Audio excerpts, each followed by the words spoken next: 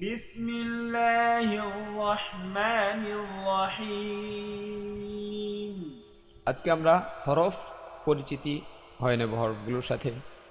হতে হতে পারে আপনি হরফগুলো চিনেন, বাট আপনার অনেক হরফ হতে পারে এমন যে উচ্চারণটা আপনার সহি হচ্ছে না, সঠিক হচ্ছে না। সো আমি যেইভাবে পড়ব, যে হরফটাকে যেইভাবে আদায় করতে বলবো, ঠিক ওইভাবে যদি আপনার 100 বার প্রয়োজন হয় সে হরফটাকে 100 বার পড়বেন। যদি আপনার 500 বার প্রয়োজন হয় সে হরফটাকে 500 বার পড়বেন। যদি 1000 বার প্রয়োজন হয় তারপরও আপনি ওই হরফটাকে আপনি বেশি বেশি করে পড়বেন। তবে মনে রাখতে হবে, প্রত্যেকটা হরফ কিন্তু আপনার ভুল হবে না। যেই হরফগুলো আপনার ভুল হবে ওই হরফগুলো ওই খাতার মধ্যে আপনি দাগ করে নেবেন, মার্ক করে নেবেন। ওই হরফগুলোর প্রতি আপনি বেশি যত্নবান হবেন এবং ওই হরফগুলোর প্রতি আপনি বেশি বেশি করে মেহনত করবেন ওই হরফগুলোর ওপর। ঠিক আছে, ইনশাআল্লাহ তাআলা আমরা শুরু করতে যাচ্ছি। আলিফ আলিফ আলিফ আলিফ আলিফ আলিফ।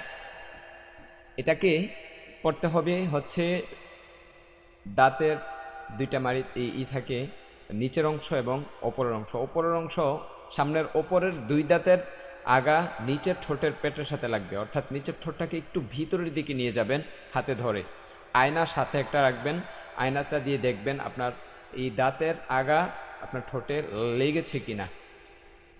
আলিফ আলিফ আলিফ। আলিফ শেষে ফা, বাতাসটা বের করে রাখতে হবে আর বাতাসটা চালু রাখতে হবে। আলিফ আলিফ আলিফ। আলিফ। বা বা বা। বা এটা উচ্চারণ করার সময় আপনার ঠোঁটটা স্বাভাবিক অবস্থায় থাকবে। আবারও বলছি, ঠোঁটটা স্বাভাবিক অবস্থায় থাকবে এবং এক আলিফ টান হবে, ঠোঁটটা ভিতরের দিকে চলে যাবে না। ঠোঁটটা স্বাভাবিক অবস্থায়, আমরা দুই ঠোঁট বন্ধ করলে, দুই ঠোঁট মিশালে, মিলিত করলে, একসাথে করলে, একত্রিত করলে যেরকম অবস্থা হয় আমাদের ঠোঁটের স্বাভাবিক অবস্থা, ওই স্বাভাবিক অবস্থা থেকে উচ্চারণটা হবে। বা বা আলিফ আলিফ। বা।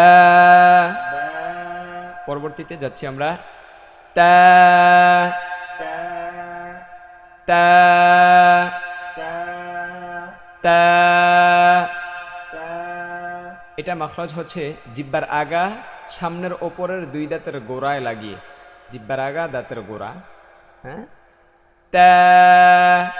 তা এটা পাতলা হরফ, এটা যেন ত ত না হয়ে যায়, কেমন তা।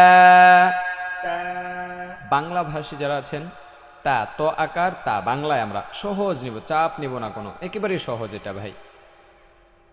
তা তা